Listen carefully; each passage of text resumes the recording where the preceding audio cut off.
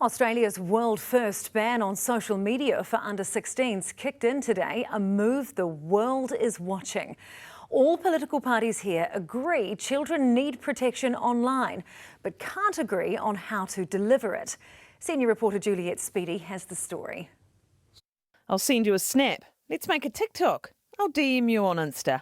All things you now won't hear from under 16-year-olds in Australia with their ambitious experiment to boot young teens off social media. For the good of Kirsty. For the good of Lucy and Anya.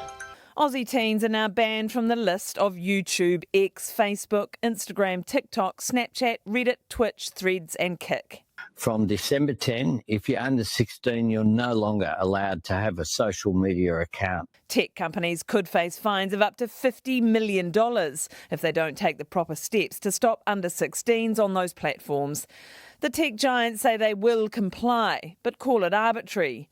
The Australian government says it's aimed to protect teens from online abuse, harmful content and excessive screen time. The Prime Minister attempting some advice. Above all, make the most of the school holidays coming up rather than spending it scrolling on your phone.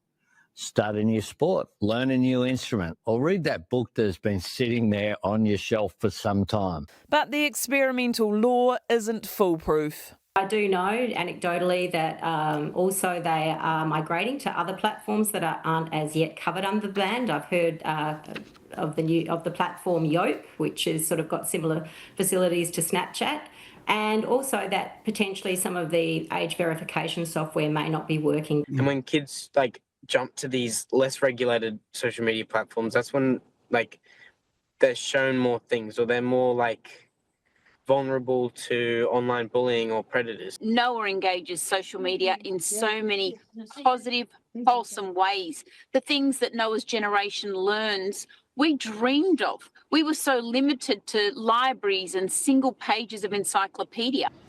Here in New Zealand, there is cross-party support for better protecting children online, but not agreements on the best way to do that.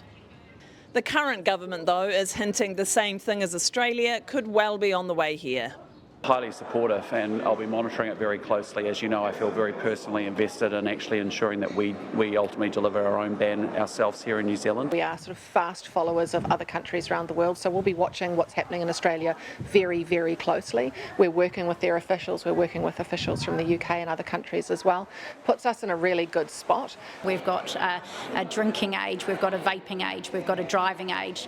Let's have a social media age where this empowers parents, because it also gives them the tools to be able to say, actually, it's not okay for you to be on social media. The whole world's watching Australia because no one really knows what's going to happen, and there's good argument. It could actually make things worse if it drives children into worse parts of the internet and stops them wanting to talk to their parents about it. Experts here say we need to do something. We need to see the kind of laws that are happening offline, happening online. There's currently no accountability for platforms. In Australia, they're hoping this will be the start of the good life and bring an end to the angst felt by parents watching their kids live their lives online.